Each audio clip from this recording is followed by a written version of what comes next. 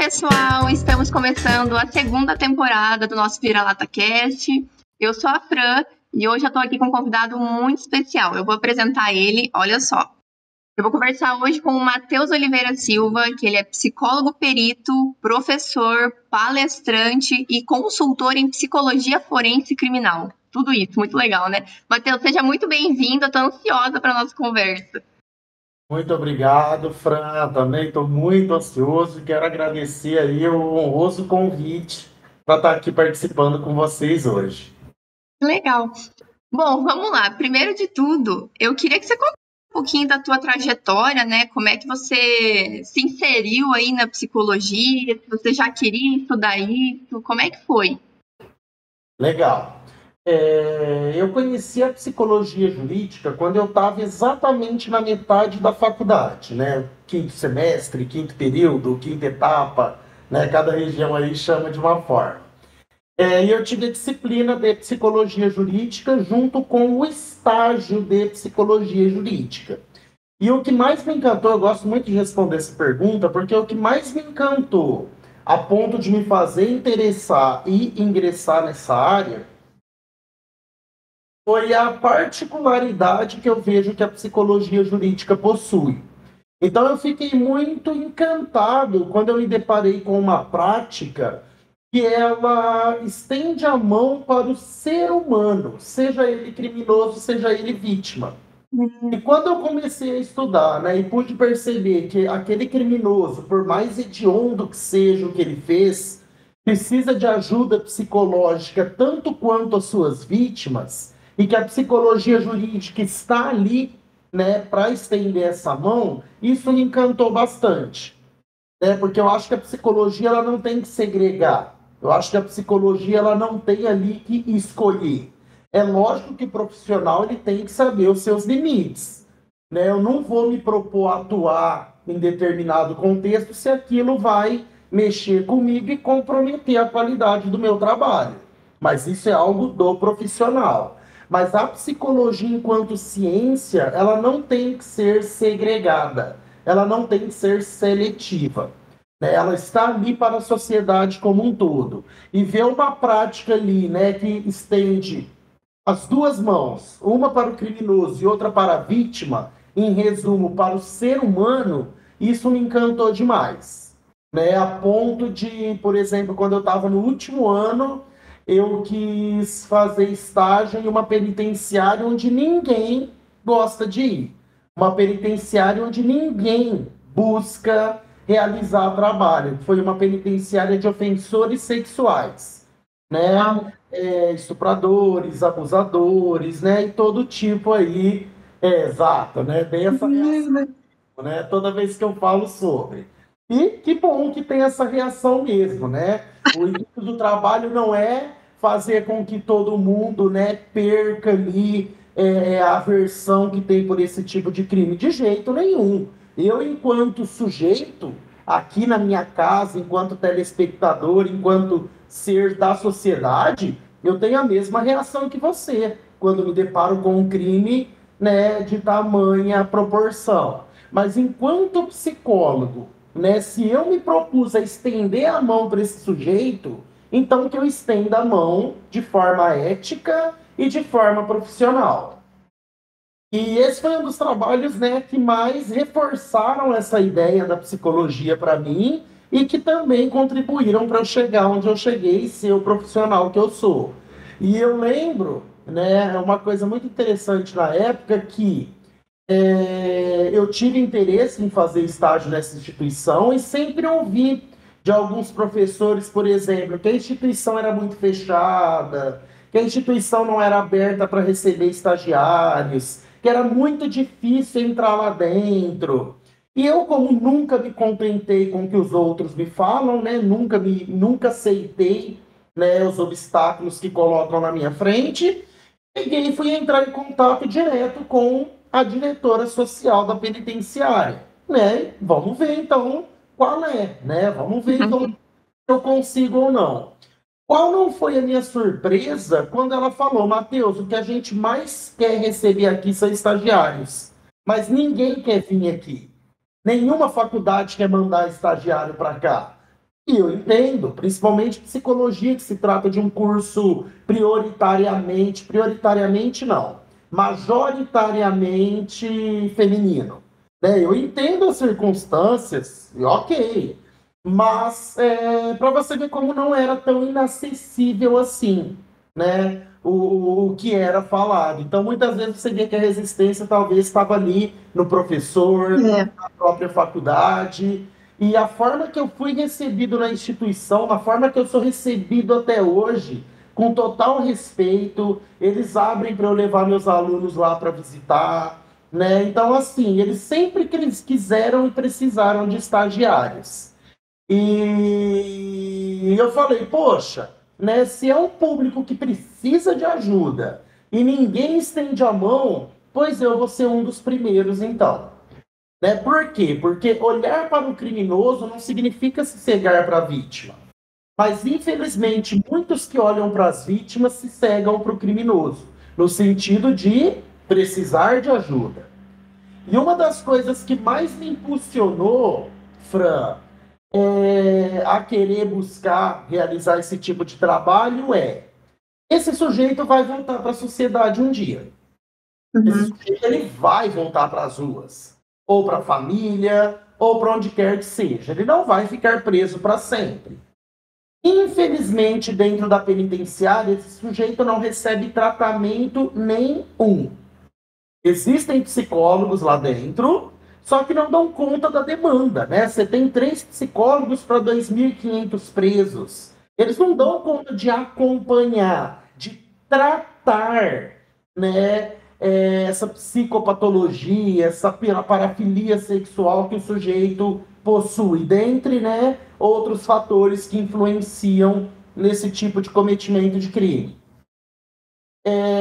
Ou seja, esse cara vai voltar para a sociedade sem ter sido tratado da forma que deveria, sem ter tido a sua psicopatologia tratada.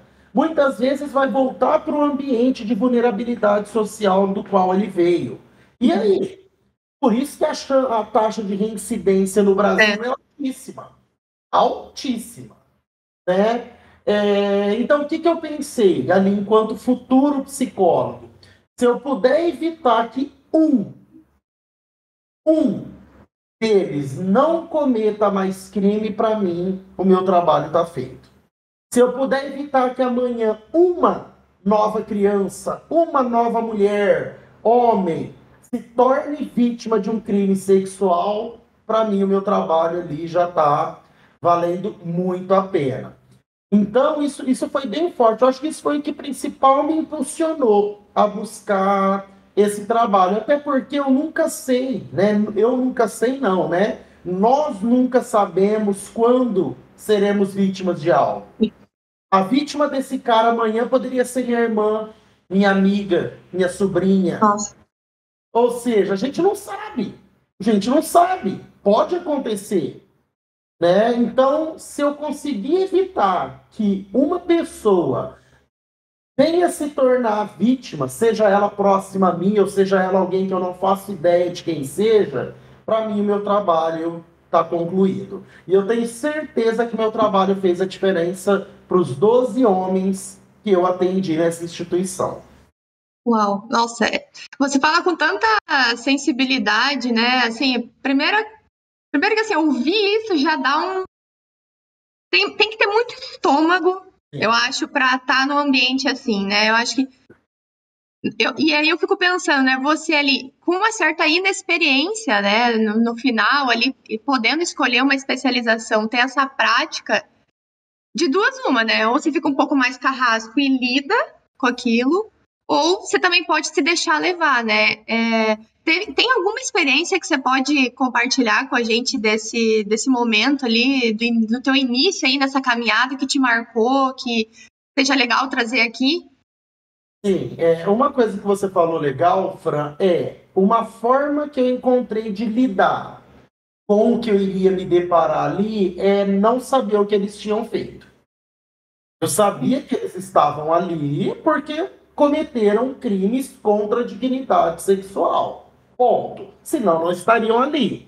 Mas eu não quis ler o prontuário deles antes de atendê-los. Para mim não interessava o que eles fizeram. Para mim não interessava o motivo que os levou ali. Interessava trabalhar com eles o que eles trouxessem. Se quisessem falar do que fizeram, sem problema. Iríamos trabalhar isso. Mas a gente não quis chegar lá enviesado. Porque, Perfeito. sim, como eu falei, esse meu trabalho fez de mim um excelente profissional, mas eu sou humano como todo mundo, né? Eu tenho aversão total a crimes sexuais, né? Não consigo imaginar o que eu faria se alguém próximo a mim fosse vítima. Não consigo imaginar, né? Eu tenho até medo, talvez, do que eu faria com alguém Uhum. próximo a mim sendo vítima. Mas aqui não estou falando enquanto profissional. Estou falando enquanto irmão, tio, filho, né? São duas coisas diferentes. Então, eu não quis saber o que eles fizeram, justamente para não chegar lá já tinha meus preconceitos. Não queria chegar lá com mais preconceito ainda. Sobre algo que eu ouvi lá, duas coisas que me marcaram bastante nessa minha experiência. Uma foi, antes de entrar lá, eu jurava, talvez é um pensamento até que você tenha, que se tem um perfil de criminosos que não recebiam visita, eram eles, criminosos sexuais. Eu Uhum. achei que, pô, o cara cometeu um crime desse, já era. O cara é abandonado pela família, pelos amigos, pela sociedade. É. Eu jurava, eu apostaria tudo que esses caras jamais receberiam visita. Qual não foi a minha surpresa quando nós quisemos ir lá num dia de visita para ver como é, e aquela fila quilométrica para visitar os rapazes. E ali eu tive um insight, eu tive um baque, né, muito forte, né, que foi o primeiro choque que eu tive, dentre muitos que eu tive lá. E foi o seguinte, o cara cometeu um crime horrível, cometeu. O cara cometeu um crime que deixou marcas na vida dele, na vida da família, na vida da vítima, talvez permanentes. Sim. Só que é o seguinte, o fato de um cara, por exemplo, ter abusado de uma criança, faz dele um mau filho? Pensa bem. O fato de um cara ter abusado de uma mulher, faz dele um mau irmão, talvez? Faz dele um mau tio? O fato de um cara ter estuprado uma mulher, independente das circunstâncias que se deu, será que faz dele um péssimo filho? Um péssimo padrinho? Um péssimo primo? Um péssimo sobrinho? Foi quando eu me deparei com esse choque, falei, não. Chega para uma mãe, né, que ama o seu filho, onde um filho tenha sido um bom filho para aquela mãe. Será que ela vai esquecer tudo por conta de um erro que o filho cometeu? O filho cometeu um erro, vai pagar por isso e ok. Mas será que isso apaga toda a história que ele construiu com essa mãe, com esse pai, com esses irmãos, com essa família, com esses amigos? Né? Os Então, laços, né? acho que eu nunca te. Porque assim, a gente fala em criminoso sexual, lógico, a gente já pensa no psicopata cruel, sem empatia, né? No assassino, e não tem nada a ver. Eu poderia listar aqui 1 milhão de motivos que levam uma pessoa a cometer um crime sexual. Desde motivações psicopatológicas, desde situações traumáticas, desde situações sociais. São milhares de motivos que podem levar um sujeito a cometer um crime, né? Nesse contexto. O que não quer dizer que o crime que ele tenha cometido apaga toda a história que ele já teve. Apaga totalmente quem ele é. Uma característica interessante nessa penitenciária, porque o único tipo de crime que idosos são presos são crimes sexuais. Então, o presidiário mais velho lá tinha 82 anos. Caraca. Né? E muitos cometeram crimes sexuais depois de velhos, depois de idosos. Ou seja, o cara com 70 anos, por algum motivo, resolveu ali abusar de uma criança. Poxa, será que é fácil apagar 70 anos de história que aquele sujeito tem comigo? Às vezes cuidando de mim, me tratando bem, sendo um exemplo de pai, um exemplo de irmão, que por algum motivo, que aí a gente vai analisar, veio a cometer um crime desse tipo. Mas será que isso apaga toda a história que a gente construiu junto? Será que um erro, por pior que seja, realmente, né, desmerece tudo que aquela pessoa talvez já tenha feito por mim? Não pense que por pior que seja o que aquele criminoso fez, ele não pode ser, como eu falei, um bom pai, um bom filho, um bom irmão, um bom amigo. Tá? Então, aí eu entendi por que eles recebem visitas.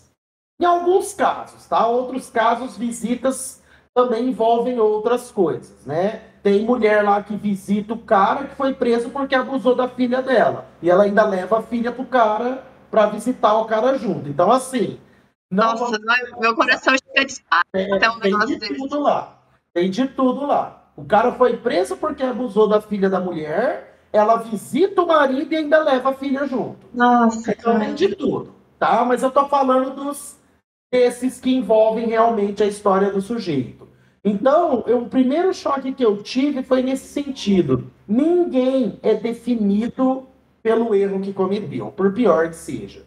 Ninguém tem a sua história apagada por ter cometido um crime, por pior que tenha sido. E eu pude ver naquelas famílias isso. Famílias que vão acolher quando sair dali. Tem família que abandona? Tem.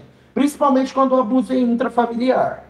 Né? Mas quando o abuso é fora do contexto familiar, eu percebo que talvez é mais fácil para a família receber aquele sujeito de volta no seu núcleo. Né? Mas quando é intrafamiliar, aí acaba sendo mais difícil. Mas lá tem de todo tipo. Então, assim, esse foi o primeiro choque de realidade que eu tive.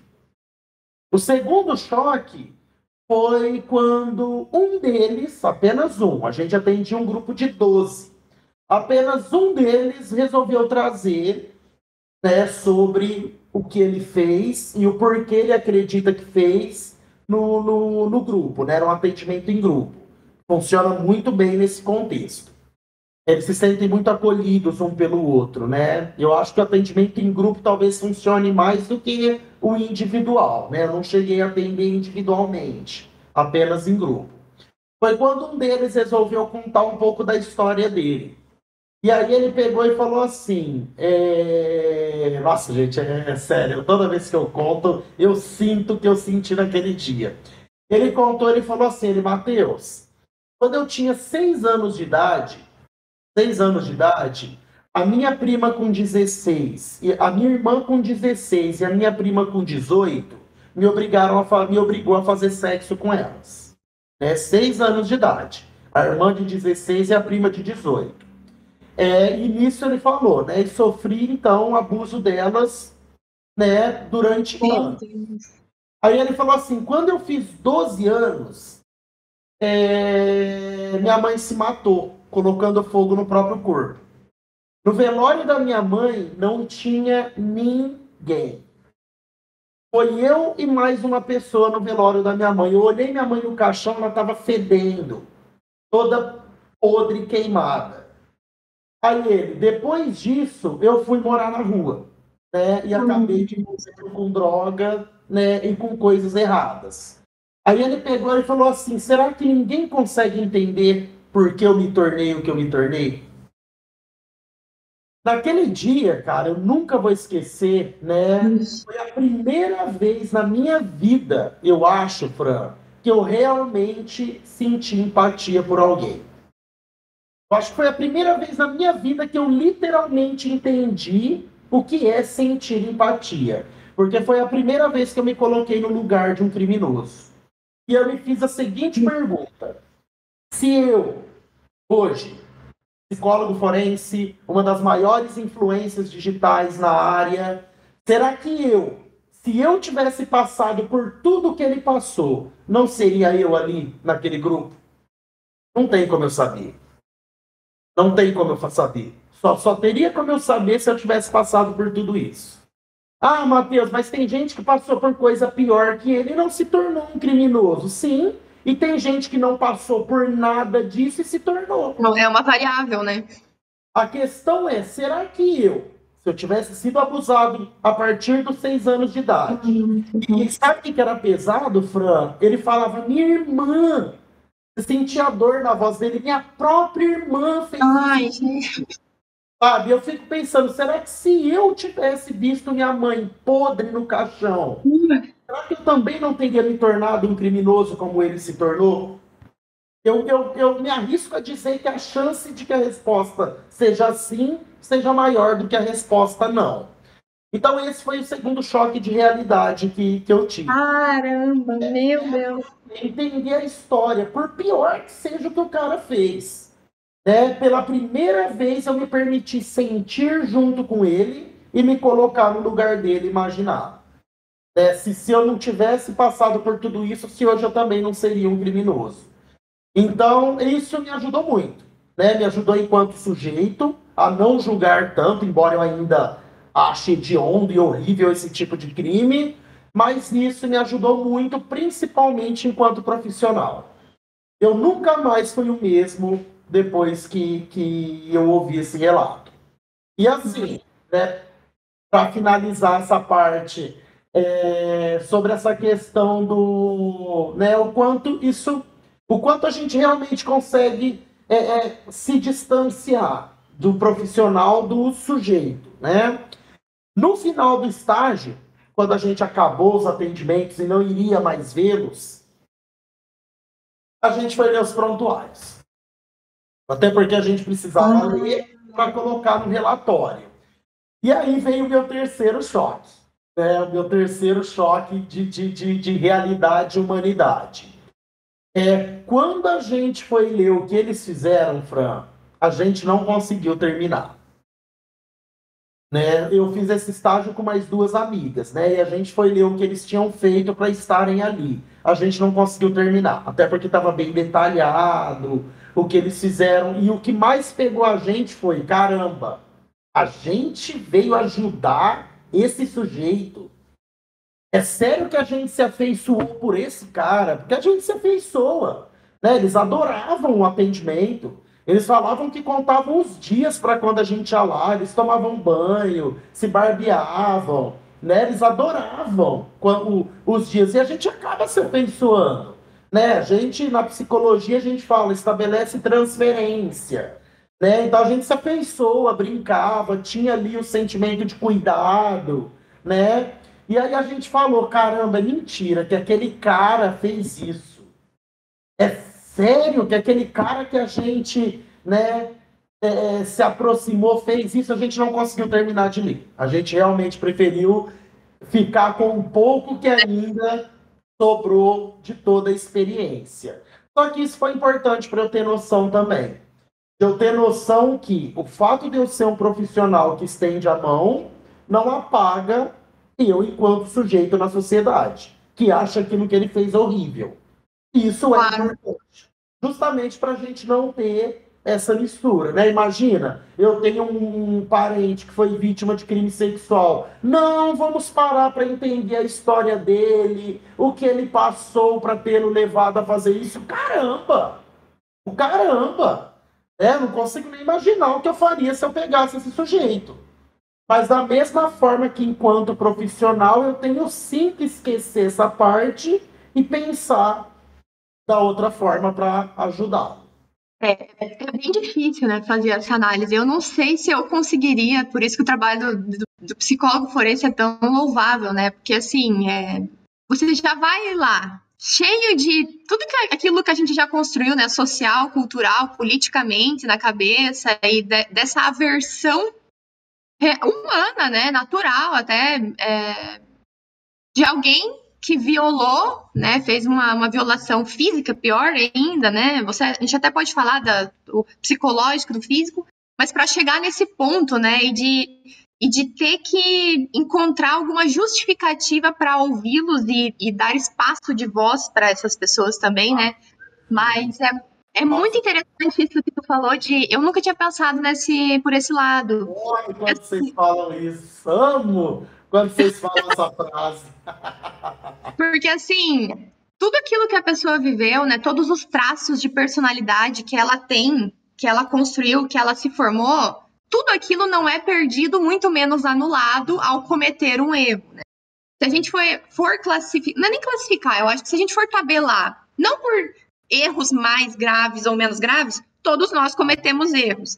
Mas eu acho que ter essa sensibilidade profissional, né, essa abordagem que é profissional, porque como sujeito a gente tem todas essas amarras, né, e essa aversão, essa repulsa natural, mas eu acho que ter esse preparo profissional para lidar com esse tipo de situação e entender que tudo aquilo que a pessoa viveu antes não vai ser anulado quando ela cometer um erro, e saber que ela pode ter sido uma boa filha, um bom filho, um bom marido, um bom pai, e às vezes aquela pessoa nunca deu nenhuma brecha de desvio de conduta, de desvio de personalidade com as outras pessoas ou para com as outras pessoas. Eu não sei, até a gente pode entrar nesse assunto agora. Eu não sei qual é o ponto que motiva aquilo a acontecer. Qual é o lapso, aquele ponto de estrangulamento que faz uma pessoa cometer aquilo tendo um passado, assim, uma vida normal, né? Uma vida, sei lá, vamos dizer aqui dentro dos padrões, né? De não cometer nenhum crime. E aí aquele lapso, aquele pontinho de estrangulamento, aquele nó faz ela cometer aquilo. Eu entendo que, né, igual você comentou ali, às vezes o histórico já não favorece. É tanta dor, e a gente tem inúmeros exemplos aí no mundo, né, de crianças que foram abusadas, sofreram muito e aí acabaram se tornando, só reproduziram o padrão cognitivo. Mas tem muitos casos que não, né? Foram pessoas sempre do bem, digamos assim, e aí vieram a cometer um crime, né? Alguma violação. O que explica esse ponto, sabe? O que acontece nesse... Não sei, a tua experiência já deve ter te dado resposta sobre isso, né? Mas, assim, aquele lapso de tempo para fazer aquilo, sabe? O que te motiva? Sim. Tem casos, para isso também me chamou muito a atenção, né? Talvez ajude a entender essa questão do exemplo, né? Como que um abusador pode ter sido um bom pai? Como que um estuprador pode ter sido um bom filho? Tem casos onde o sujeito nunca tocou nas filhas. Foi um excelente pai. Nunca encostou nas filhas, mas encostou na neta. Mas encostou na sobrinha. Nossa. Acredite, pasme. Tem cara que nunca encostou na neta, na sobrinha e na filha, mas encostou na vizinha. Encostou na aluna do colégio que ele era inspetor. Encostou na fiel da igreja do qual ele era pastor. Então é muito dimensional, né? Interessante porque não é algo categórico, né? Todo pedófilo foi abusado. Não. Todo abusador foi abusado. Não. Todo estuprador é psicopata. Não. Né? Então é interessante sua pergunta com esse gatilho, né? Essa linha tênue. Eu gosto muito de falar sobre isso, que eu gosto muito de usar o que eu chamo de efeito Joker, efeito Coringa. Né? Coringa. O Coringa ele tem uma frase que ele fala para o Batman em uma história que para mim é a mais emblemática de todas as histórias de quadrinhos que já foram feitas. Tem inclusive a animação, né, dessa história em quadrinho. Recomendo você assistir. Chama Piada Mortal. Né? Tem o quadrinho e tem a animação.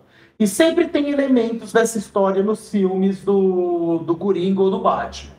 E o Coringa ele fala uma coisa pro Batman, né, que sensacional, e eu acho que responde a sua pergunta. Ele fala pro Batman, né, basta um dia ruim para que o mais são dos homens se torne um louco. Né? O louco seria o criminoso, o cara que faz um crime que é considerado uma loucura pra gente.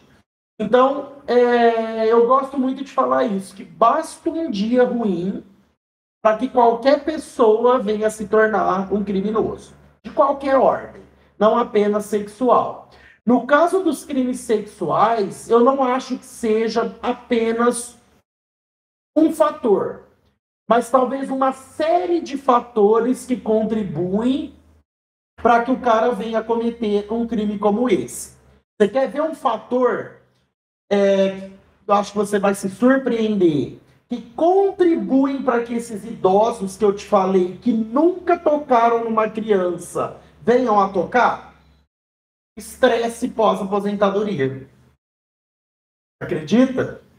O cara, a questão é o desejo. Vamos pegar o caso de um pedófilo, tá? Porque vai uma informação de cair o queixo para você agora. A maioria dos crimes sexuais cometidos contra crianças não são cometidos por pedófilos, tá? Não são cometidos por pedófilos. A minoria de crimes sexuais cometidos contra crianças são cometidos por pedófilos. São, né, como eu te falei, existem outras motivações para um crime sexual, seja com criança, contra mulher. Então já começa aí. Então, né, desconstrói essa ideia de que cometer um crime contra criança é pedófilo. É até porque pedofilia nem crime é. Tá? Outra coisa que quando eu falo, todo mundo fica de queixo caído. Pedofilia não é crime. Pedofilia é um transtorno mental. Um transtorno parafílico. O pedófilo se torna criminoso quando ele comete um crime contra a dignidade sexual. Aí ele se torna um abusador, um estuprador, mas pedófilo, né? Ninguém é preso por ser pedófilo. Se você chegar numa delegacia agora, sentar na frente do delegado e falar, me prenda porque eu sou pedófilo, ele vai te perguntar, você já encostou numa criança? Não. Você tem arquivos de pornografia infantil no seu computador? Não. Então vai procurar um psiquiatra. A hora que você cometer um desses crimes, você volta aqui que eu te prendo.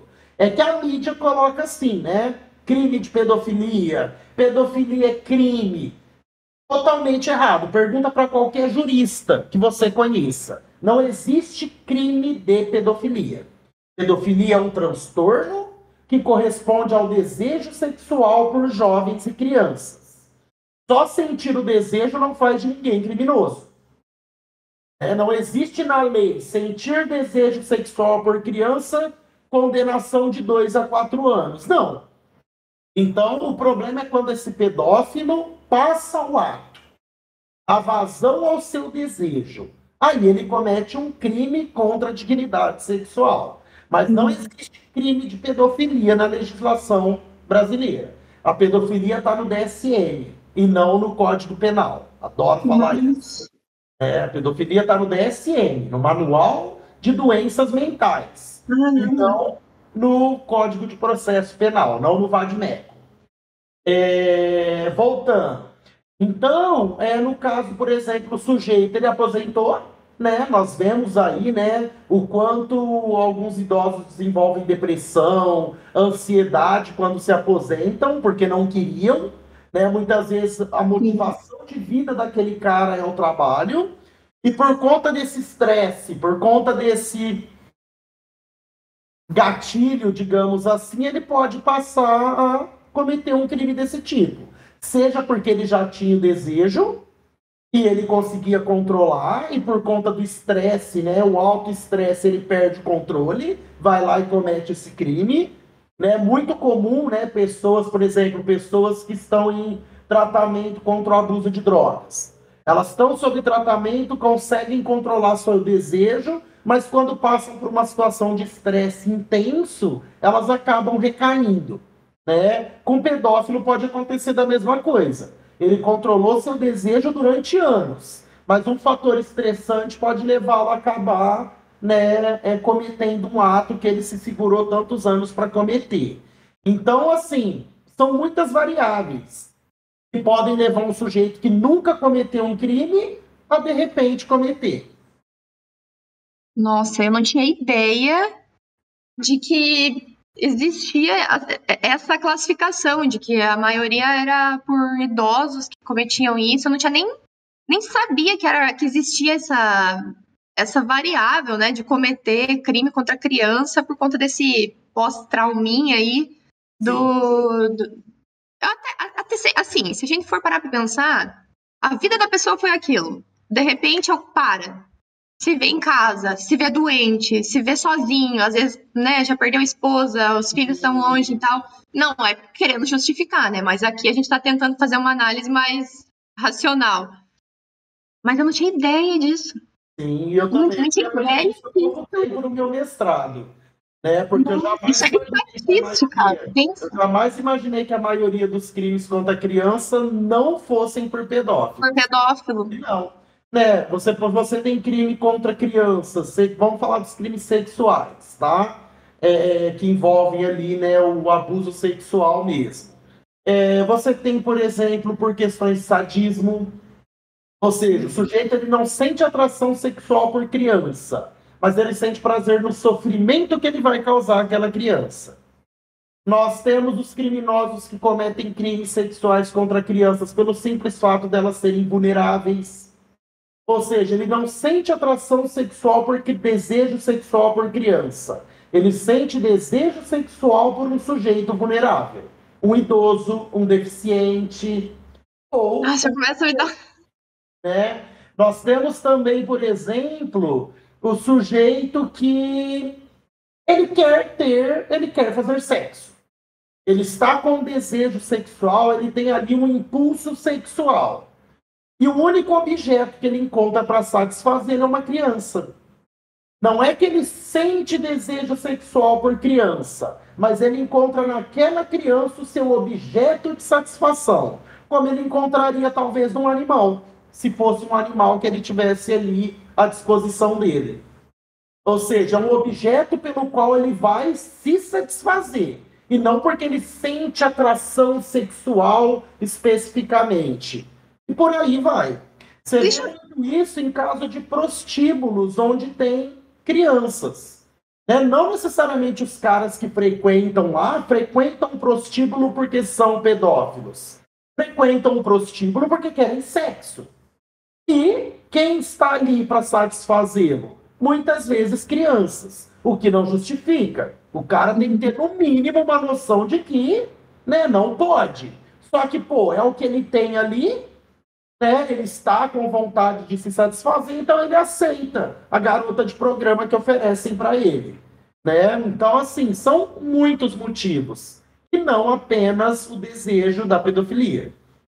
Sabe o que seria interessante você comentar? Eu até quero, né, mais além de fazer umas perguntas sobre Freud, porque eu particularmente faço psicanálise há um bom tempo, e eu tenho alguns conflitos com psicanálise, mas então por que não perguntar para alguém da área, né? Mas antes disso, eu não sei se tem a ver com isso, assim, mas assim, dizem, né? Deve ter algum estudioso específico que explica isso. Tudo é desejo sexual. Todos os impulsos partem da sexualidade. Existe algum estudo sobre isso? Ou isso é senso comum, boato só que eu ouvi? Isso é psicanálise. Né? Mas o que a gente tem que entender é que quando a gente diz que parte da sexualidade, não estamos falando de apenas sexo. O Freud, quando ele falava de sexualidade, não era falando apenas do sexo em si, né? Mas a sexualidade enquanto busca de prazer, né? A sexualidade enquanto pulsão de vida, né? Enquanto ali libido, que é aquilo que nos move para a busca do prazer e da satisfação, que não é apenas sexual. Então, eu também, né, eu sou psicanalista, então também compartilho dessa visão, mas muitas pessoas não entendem. Né? Quando Freud falou da sexualidade nas crianças, houve muita polêmica por causa disso. Né? As pessoas entenderam que eram crianças fazendo sexo, querendo fazer sexo, e não. Ele quis dizer desse impulso pela busca do prazer que já aparece nas crianças. Né? Só que ele usou aí o termo sexualidade, né? Que infelizmente existe muito tabu em cima disso. Ah, entendi. Não, então não é que seja só isso, é em relação ao movimento de vida, né? É um movimento de busca. Ah, tá. É a nossa pulsão de vida, né? Princípio do prazer, né? Aquilo que nos leva a buscar satisfação, que é o que a gente busca a vida toda. Entendi. Deixa eu só, ainda pegando o gancho, né, dos seus atendimentos, assim, na penitenciária, existe uma abordagem, porque assim, eu sei que na psicologia tem várias vertentes, né? Você pode me corrigir se eu estiver errado, mas tem a Gestalt, tem a TCC, a psicanálise, né? Behaviorismo, eu acho. Eu não sei se ali, nos atendimentos, isso importa ou não importa, é só uma psicoterapia, talvez. Se você puder também distinguir essas vertentes, como é que isso se insere na psicologia e na atuação, assim, para os atendimentos? Tem diferença? Olha, tem diferença, né? Cada abordagem vai se basear aí nos seus teóricos e nas suas pesquisas, mas eu gosto de falar que no fim todas convergem para a mesma coisa, que é o cuidado do ser humano. Então, o que você vai ter ali de diferente talvez sejam técnicas e formas de conduzir o atendimento, mas todas terão a mesma finalidade, que é o cuidar e o tratar do ser humano.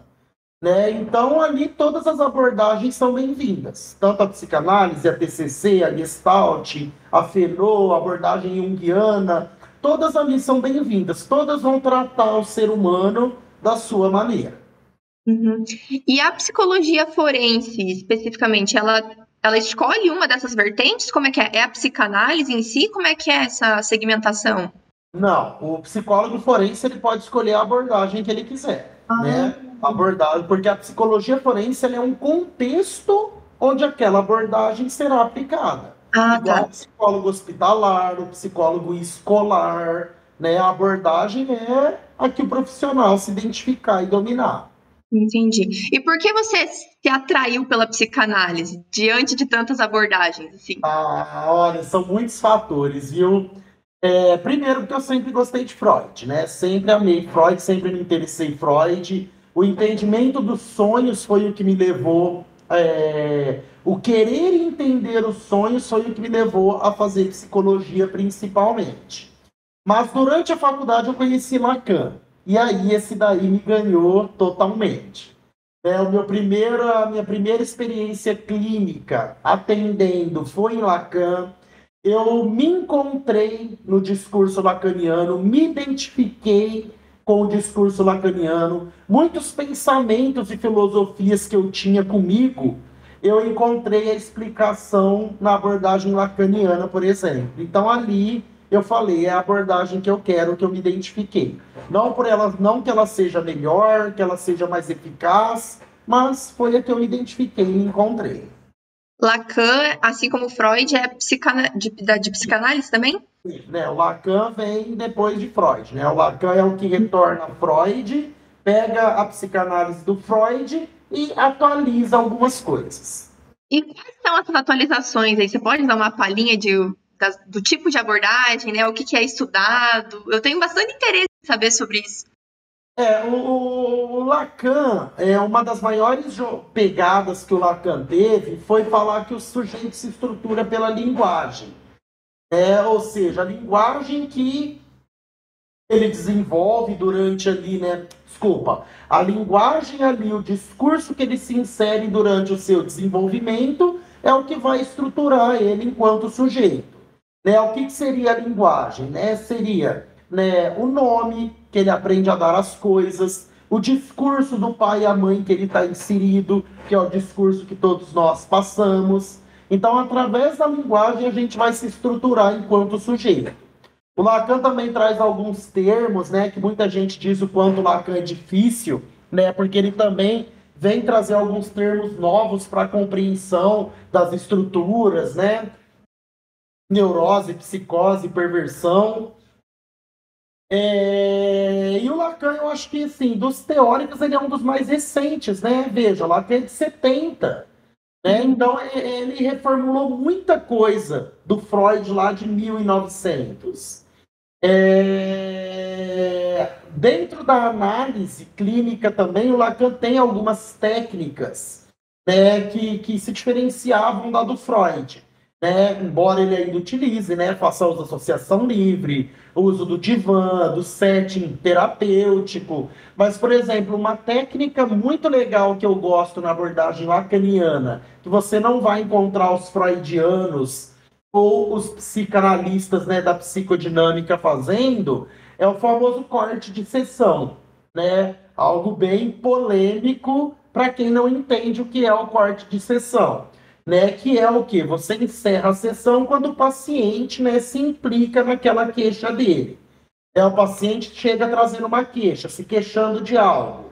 Quando o paciente percebe a responsabilidade dele nessa queixa que ele traz, é o momento que a gente corta a sessão, a gente encerra a sessão, justamente para que ele, né, para que ele elabore aquilo que ele trouxe. Porque se ele continua talvez falando, ele perde aquele insight que ele teve. E esse insight é muito importante, né? Porque enquanto eu culpo o outro, eu vou ficar nessa para sempre. Sim. A culpa é do outro, a culpa é do outro, a culpa é do outro. Mas na hora que eu trago a responsabilidade para mim, é onde eu consigo agir, é onde eu consigo atuar. Então, nisso a gente encerra a sessão. Então, a sessão pode durar 15 minutos, 20, 30, 40.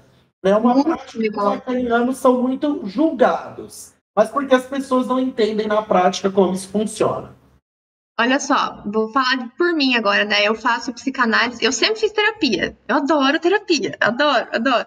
Mas eu fazia TCC, eu fazia quando era criança TCC e tal, porque eu comecei a ir na terapia porque eu não conseguia dormir longe dos meus pais. Eu tinha muito medo, enfim, daí a psicóloga fez um trabalho muito legal comigo, né? Fui aos poucos, assim, largando, então foi maravilhoso.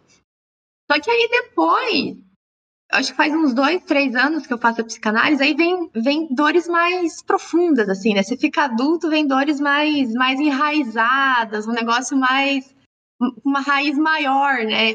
E aí eu não conseguia mais ver, sabe, não dá mais caldo? A TCC não estava mais me dando caldo. E eu sabia que tinha alguma coisa que precisava mexer mais em mim, assim, lá dentro, lá no âmago mesmo.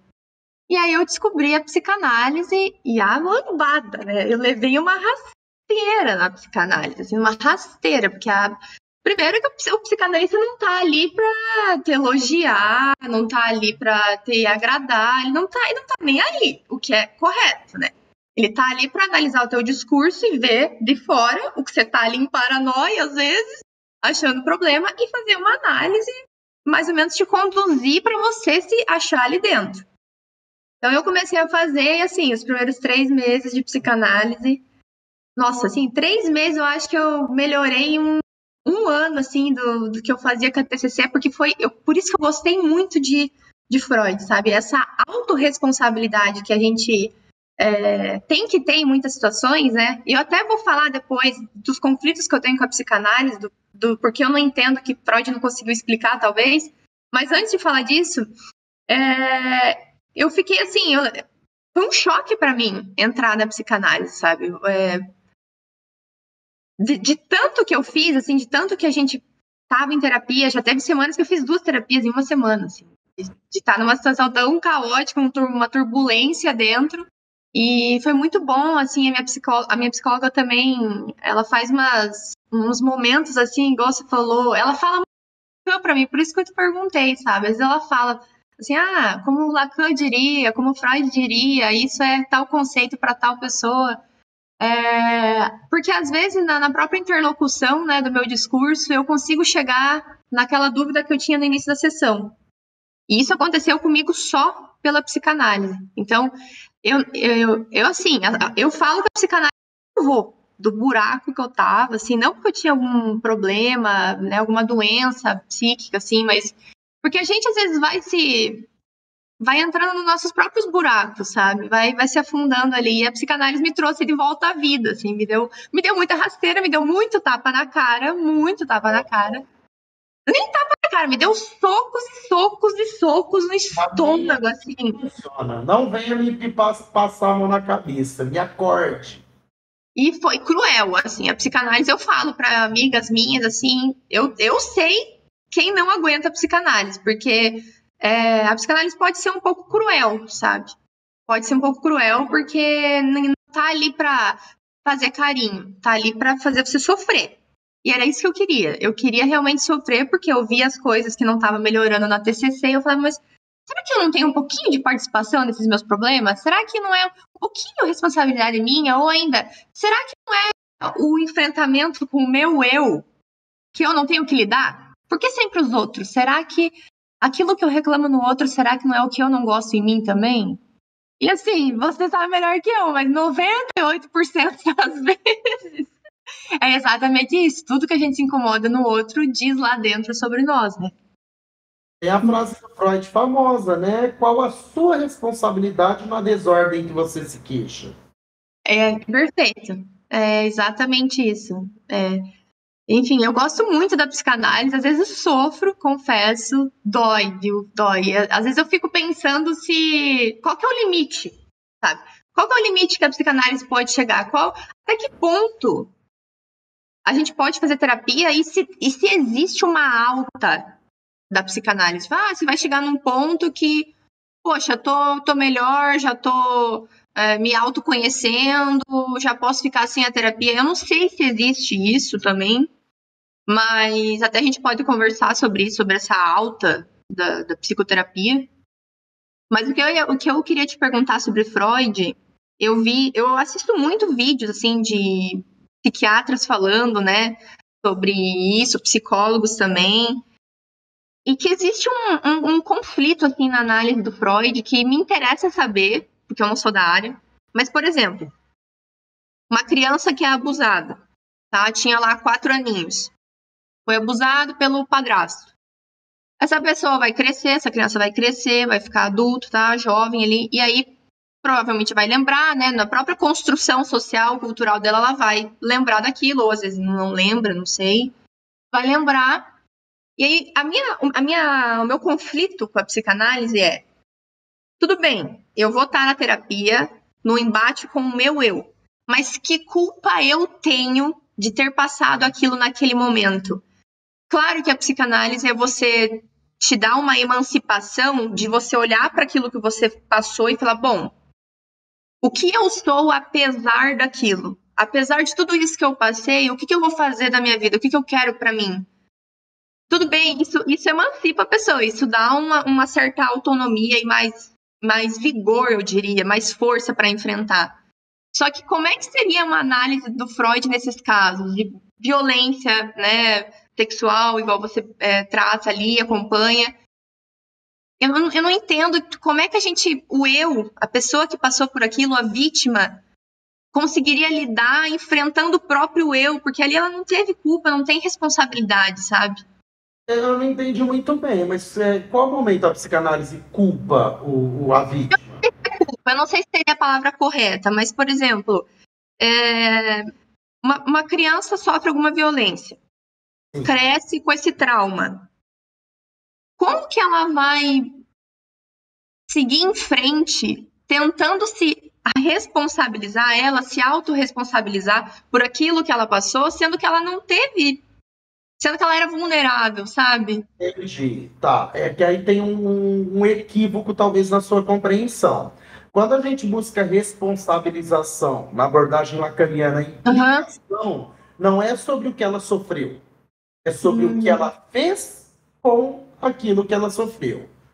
É até uma pegada bem sartriana, né? Não é o que fizeram com você, mas o que é o que você faz com o que fizeram com você. Né? A psicanálise ela nunca vai buscar a implicação daquele sujeito no abuso que ele sofreu, mas vai buscar a implicação dele no que ele escolheu fazer com aquilo que ele sofreu. Tem sujeito que escolhe fazer uma psicoterapia, tem sujeito que não. Né? Ou seja, o sujeito que foi abusado e sentiu o desejo de abusar de uma criança. Por que ele não escolheu procurar uma ajuda, ao invés de ter abusado, talvez? Ah, Matheus, mas pode ter sido um impulso que ele não controlou. Pode. Mas ele, ao se deparar com esse desejo pela primeira vez, qual motivo fez com que ele não procurasse uma ajuda? Podemos imaginar aqui 1 milhão de motivos também. Mas a responsabilização de uma pessoa, a implicação de uma pessoa, nunca é no crime que ela sofreu. Sim, o que ela fez com aquilo. Entendi. Até falando agora de criança, né? Isso é algo que eu vi esses tempos e até seria importante e interessante a gente falar, já que você tem experiência na área, né? Como é que é essa classificação quando, para criança, né, adolescente ali, quando existe, não sei se é realmente, traços dessas patologias psicológicas, sabe? Porque eu acho que eu vi um documentário, se não me engano, de um estudo que analisava traços de psicopatia, e daí tem vários termos, né? Sociopatia, você pode diferenciar aí para mim em seguida, em crianças. Ah, porque fazia isso com o cachorrinho, daí depois fez com o amiguinho, daí depois amarrou a amiguinha na árvore, tacou fogo no sapato, não sei o quê. Mas isso em crianças existe?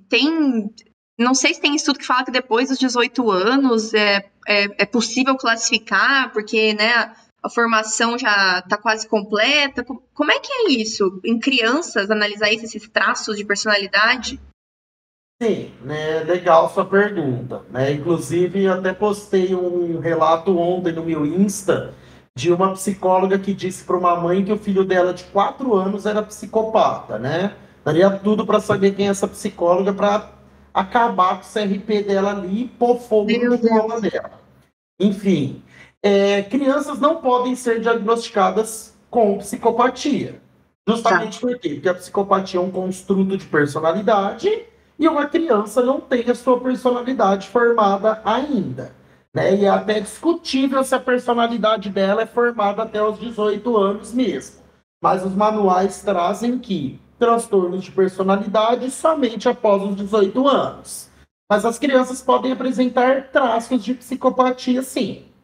Ou seja, a gente pode observar traços de um transtorno que pode vir a se desenvolver no futuro. Por isso a importância do tratamento precoce. Quanto mais cedo uma criança que apresenta traços for submetida a um tratamento, menores as chances de que aquele transtorno se desenvolva. Ninguém dorme com 17 anos sem patologia e acorda aos 18 com patologia. Né? Ou seja, para uma patologia que se desenvolveu após os 18, provavelmente essa criança, esse jovem, já apresentava traços que indicavam um possível desenvolvimento do transtorno. Então, é possível observar traços em crianças, mas o diagnóstico jamais. Uhum.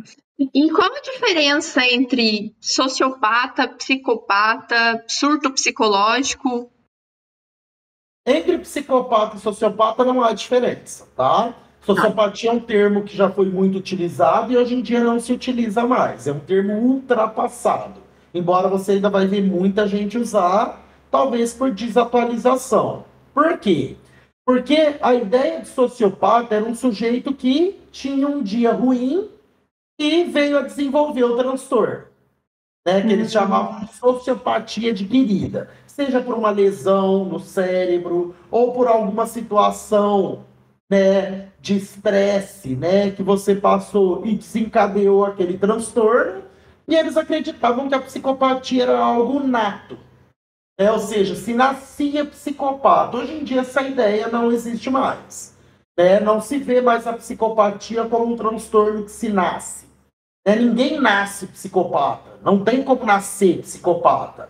A psicopatia é um transtorno que se desenvolve a partir de aspectos biopsicossociais.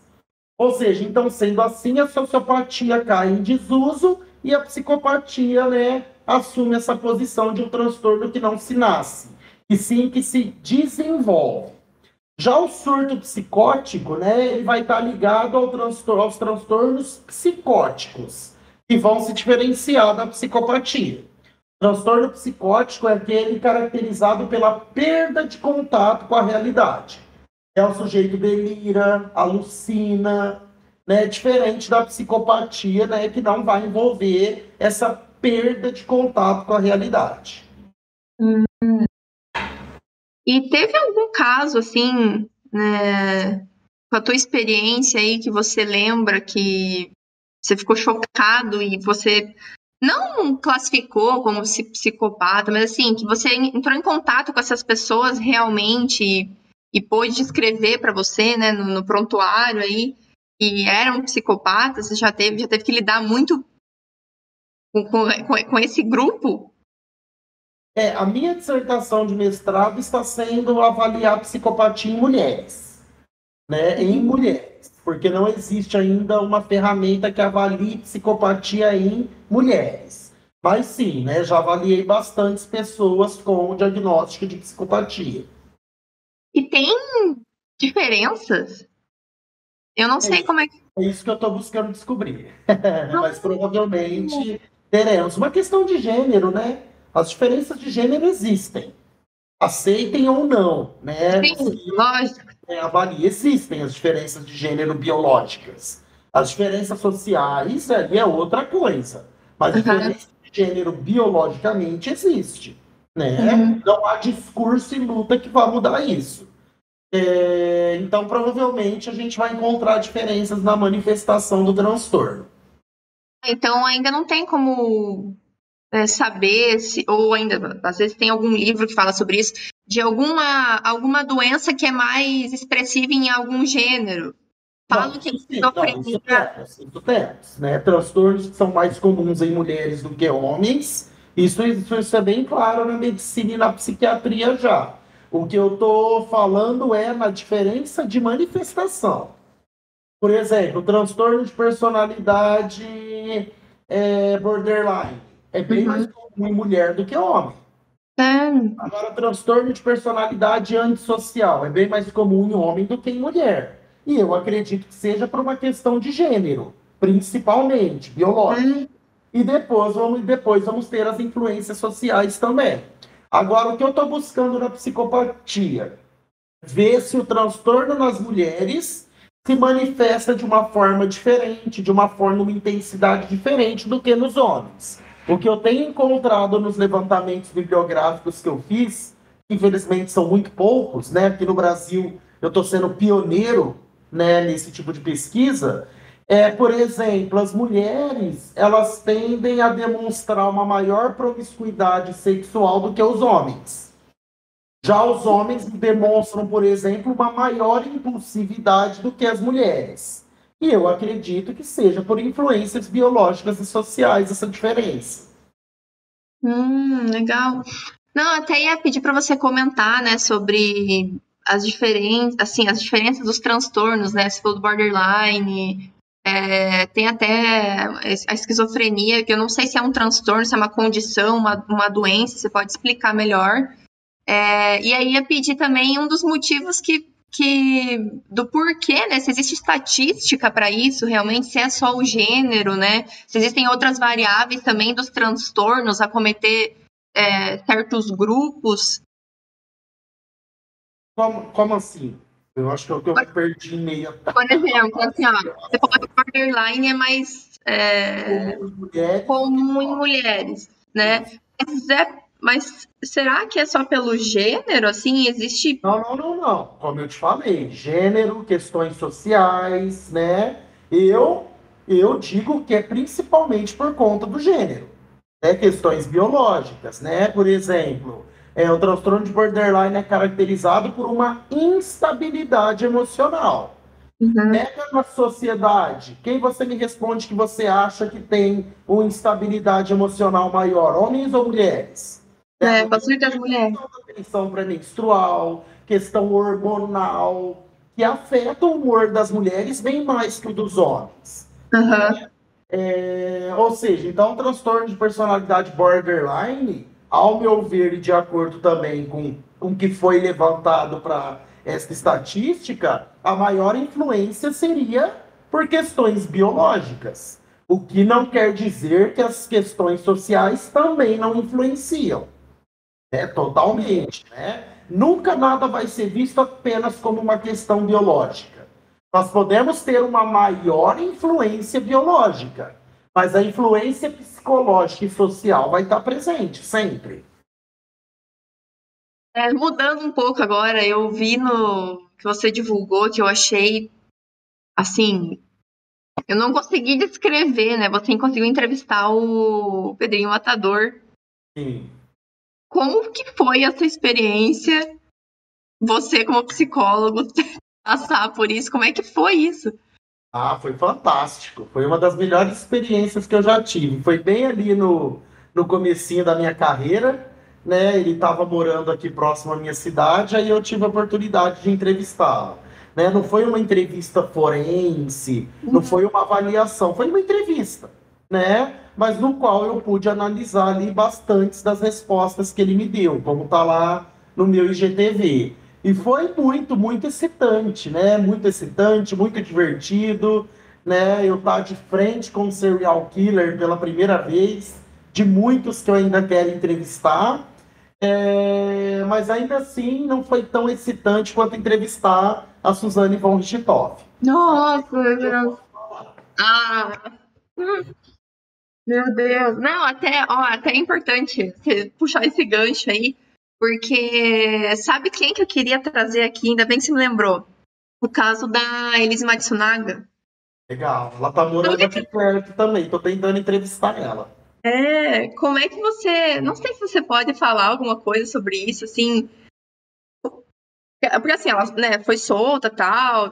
O Brasil inteiro acompanhou essa história. Tem até né, fizeram um documentário sobre isso. E isso divide, polariza a sociedade, né? Tem mulheres né, que falam que, não, porque a TPM justifica, porque se tiver em TPM e tal, isso é plausível e passível de acontecer, e daí fala que não, que nada justifica. Enfim, eu assisti o documentário, assim, particularmente eu achei bizarro, eu acho bizarro até hoje. Não consigo entender como alguém é capaz de matar do jeito que ela matou, mas assim, É ruim. são tantas variáveis que são trazidas ali, a história, o contexto que é trazido, que realmente é o contexto, né, dos fatos ali. Porque foi traída, não foi só uma vez, porque... Enfim, são várias coisas que culminaram no crime, né? Mas assim, uma análise psicológica, você que tem experiência nisso, como é que você avalia essa situação ali, ela que agora tá, assim, pagou pelo crime, mas a pessoa não vai voltar, obviamente, mas existe ali um desvio, alguma patologia mental, ou isso foi um surto? Você consegue pegar ou perceber alguma coisa nesse caso? Infelizmente, não. Só avaliando ela para saber. É. O que eu me arrisco a falar né, ela pelo discurso, né, que ela apresentou no documentário, em outras reportagens que eu vi, por alguns comportamentos, né, da vida dela, a gente pode falar que ela apresenta alguns traços de psicopatia, sim, mas jamais posso falar que ela seja psicopata. É só mesmo sentando na frente dela e avaliando ela para poder falar. Mas dá para observar alguns traços de acordo com o discurso e com os comportamentos que ela tinha.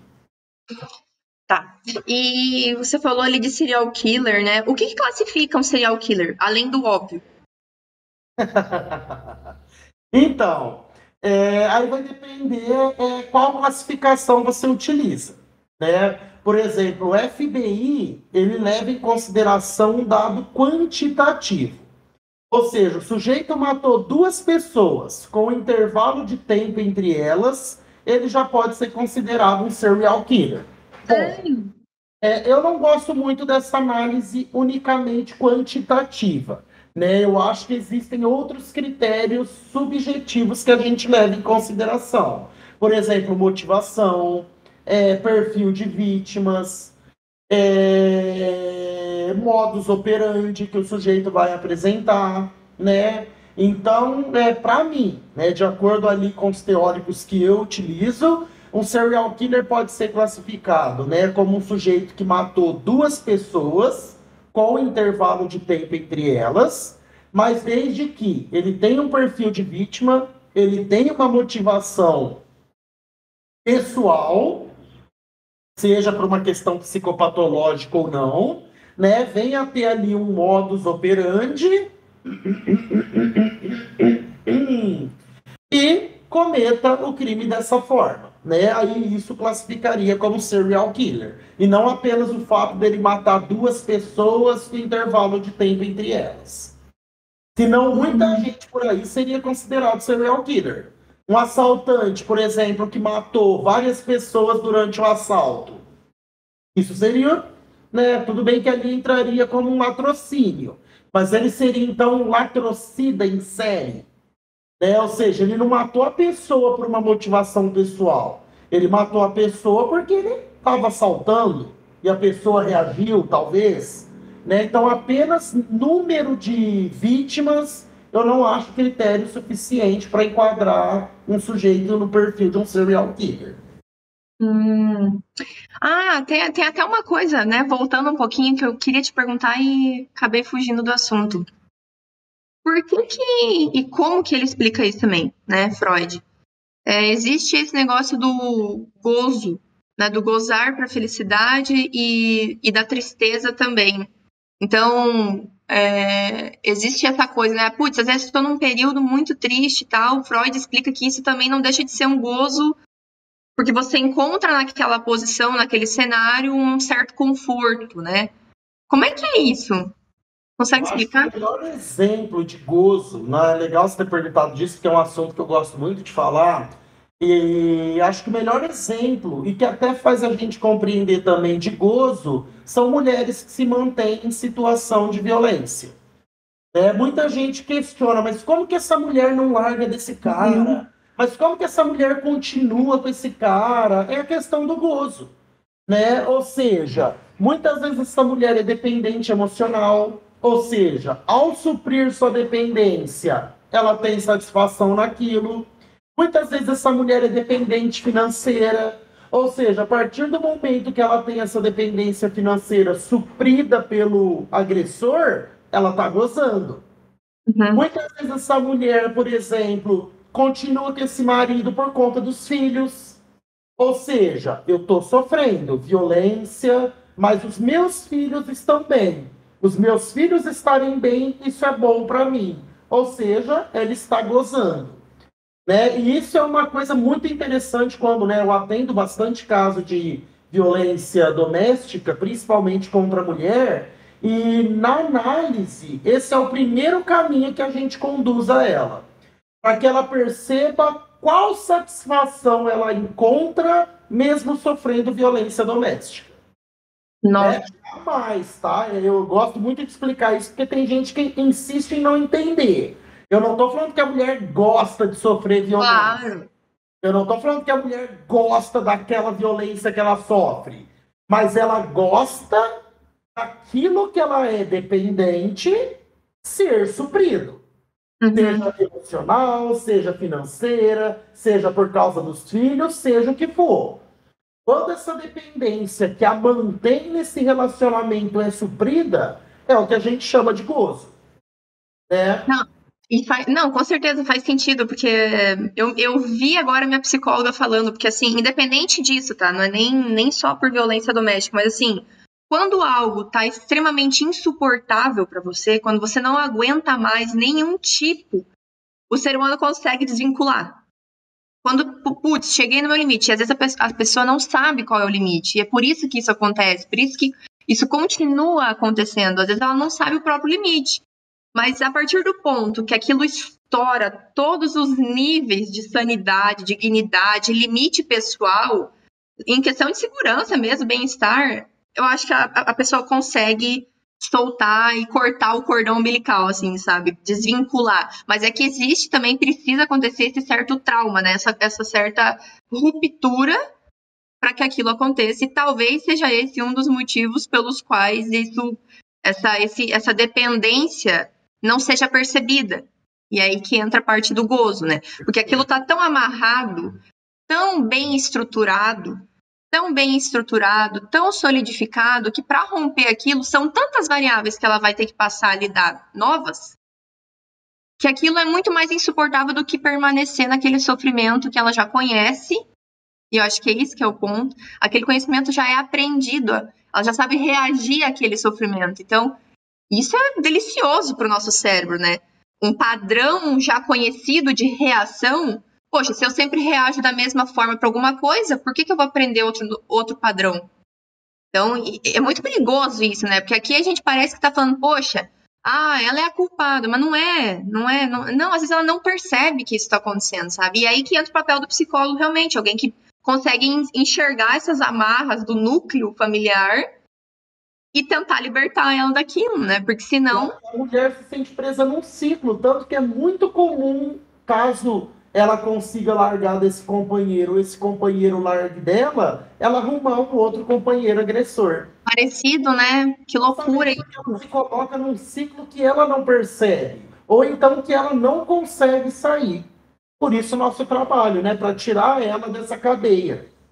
É muito complicado isso, porque eu vejo também que existe, e eu acho que isso é um pouco da questão da mulher também, do gênero, acho que a gente pode usar isso também, mas parece, eu vejo que existe uma tentativa de tentar consertar a pessoa, ajudar ela. Ah, já que eu não sou uma agressora, não tô fazendo mal para ninguém, mas eu sou a vítima. Mas se eu aguentar ali, eu posso ajudar ele a mudar, eu posso ajudar ele a melhorar. E na verdade isso não acontece por externo, né? Isso a pessoa tem que perceber e procurar ajuda, né? Então essa dependência em vários fatores, né? Em diferentes áreas, não só das mulheres, eu acredito que exista também o contrário, não dá pra gente generalizar, né? Mas isso é tão complexo, né? Existem tantos desdobramentos do mesmo problema e da mesma pauta social, cultural, econômica, politicamente.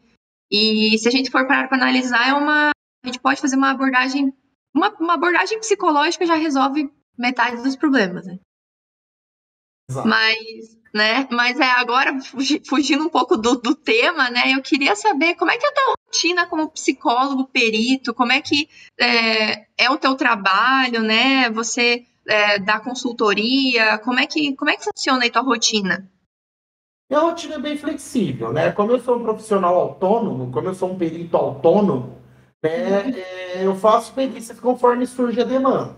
Eu realizo tanto perícias em nome, né, do juiz, né, quando o juiz me nomeia perito para determinado caso, como eu também realizo, né, perícia de assistência técnica, por exemplo, para advogados ou consultoria para atores jurídicos. Então eu não tenho uma rotina fixa, né, ela é bem flexível. Por exemplo, esse ano eu tenho viajado muito, né, por conta aí de trabalhos que eu tenho realizado. Então, eu presto serviço tanto para pessoas aqui em São Paulo quanto para outros estados, já que, né, é uma área com muitos poucos profissionais capacitados, né? Você está onde, Fran? Eu tô em Santa Catarina. Em Santa Catarina, no Sul. Adoro o Sul, né? Campo muito fértil para psicologia forense também. Então, meu trabalho pode ser, né, desde elaborar um parecer técnico, né, apenas ali com base, né, no laudo que foi produzido, ou eu mesmo realizar, né, uma avaliação psicológica através da perícia, a fim de eu elaborar um laudo, né? A minha atuação se dá principalmente nos exames de sanidade mental, né, que é quando o sujeito comete um crime e alega, né, surto, alega não se lembrar do que fez, né, e aí ele é submetido a uma avaliação psicológica.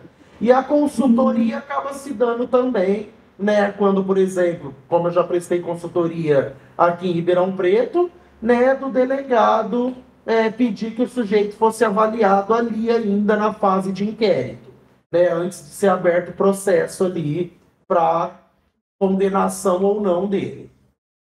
Ah, tá. Então, não sei se é uma pergunta muito boba, mas então você faz uma avaliação própria com o acusado. Sim, ou com a vítima, e cada caso tem Ah, sua tá, com a demanda. vítima Cada também. caso vai Ah, ter sua tá. demanda. Ah, entendi. E você tem dado palestras assim no Brasil? Como é que E o é? Brasil todo. Nossa, eu cheguei num ponto assim que eu jamais imaginaria. Espero começar a dar presencial. Eu quero que os lugares agora comecem a me chamar para ir lá presencial. Mas online eu já dou nos 4 cantos do Brasil. Que legal. E assim, eu não sei como é que funciona até tenho interesse em saber, porque eu tenho, às vezes, tenho um pouquinho de medo dessa área, assim, sabe? Eu sou muito sensível, eu sou uma esponja, eu absorvo tudo. Como é que é para você avaliar um criminoso, assim? Eu sei que desde o começo da conversa você falou, né, que existe essa separação entre profissional e pessoal. Mas assim, tá, você tá com. Alguém te aciona ali, você tem uma demanda qual que é o seu primeiro passo? O que você tem que avaliar? Você lê o processo? Como é que é esse passo a passo, sabe? De um psicólogo forense, como é que é? No meu caso, o primeiro passo é a leitura dos autos, né? É até através dos autos que eu vou, do processo, que eu vou estabelecer os procedimentos que eu vou usar. Então, eu vou ler os autos, entender o que aconteceu, como é que tá, quais são as alegações, que tipo de crime foi cometido. Muitas vezes, um inquérito policial vai estar lá rolado, com as fotos do crime, né? Então, eu vou analisar tudo para, a partir daí, estabelecer os procedimentos que eu vou usar. Entrevistas, testes, quem eu vou entrevistar, quem eu vou precisar avaliar, né? Então, o primeiro passo é esse, a leitura dos autos, depois o estabelecimento ali dos procedimentos e depois ali, né, a execução da avaliação. E no final, a emissão do laudo. E existe um tempo, um prazo para isso? Ou Normalmente sim, só que a gente tem liberdade de ter o prazo que a gente precisar. Mas normalmente os juízes pedem 10, 15 dias, mas como isso depende de muita coisa também, pode ser que prolongue um pouco. E assim, você falou que no começo da conversa, né, de um caso que te chocou ali enquanto você estava fazendo a prática lá, né? E nessa vida aí depois de psicólogo, perito, realmente, teve alguma situação claro que são várias situações difíceis que você deve passar, né? Mas teve alguma que você pode compartilhar que te mexeu, que te marcou, que te tocou tanto, que você quase não acreditou? Teve alguma que mexeu com você? Todas mexem. Todas mexem, de alguma forma, né? Acho que não tem como não mexer. Mas eu acho que uma das que mais me impactou, talvez por ter sido a primeira, foi a primeira perícia que eu fiz, né? Que foi um caso aqui em Ribeirão Preto de um jovem que cometeu matricídio, né? Matou a própria mãe, com 52 facadas. Sim. E aí o delegado, ele foi preso, o delegado me chamou para avaliá-lo. E ali eu acabei vendo as fotos, algo que mexeu muito comigo. E a própria avaliação com o sujeito, as coisas que ele trouxe, que ele falou, também me mobilizaram bastante. A ponto de eu querer marcar minha análise no dia seguinte. Nem era o dia da minha análise. Minha análise era no sábado. Isso foi numa quarta-feira. Eu pedi para ela me atender na quinta, porque realmente mexeu muito comigo. Só que acho que foi principalmente por ter sido a primeira. Hoje eu já consigo lidar melhor com os casos que eu atendo, mas todos me afetam. Uhum. E como é que funciona essa análise do próprio psicanalista, né? Porque todos precisam de uma para fazer isso. Eu não sei se tem um tempo que vocês fazem, tipo, uma vez por mês, ou vocês podem fazer a qualquer período que precisar. Como é que é essa análise? Uma vez por semana, como Ah, uma vez por semana. Alguns fazem de duas, aí vai dar demanda de cada um. Mas eu acho que a análise pessoal é fundamental, fundamental. Até porque para se intitular psicanalista, você precisa ter passado por uma análise. Né? Sem análise eu não aguentaria o trampo, não. E você faz até hoje, então, né? Você sempre faz análise. Vou fazer para sempre. Legal, Matheus. Eu acho que era mais ou menos isso. A gente conversou bastante. Adorei te conhecer, adorei a nossa conversa. Parabéns pelo trabalho, né? Obrigado. E eu acho que é isso. Assim, se você tiver mais uma oportunidade e quiser vir aqui de novo, né, no seu tempo aí, pra gente conversar mais, não vou roubar mais também seu tempo. Mas é isso, a gente adorou te receber aqui e as portas estão abertas. Muito obrigada. Feliz por ter sido recebido, também adorei o nosso papo e conte comigo aí. Papo tem por muito e muito mais tempo. Maravilha, então é isso. Obrigada, tá? Obrigado a vocês. Tchau. Tchau, tchau.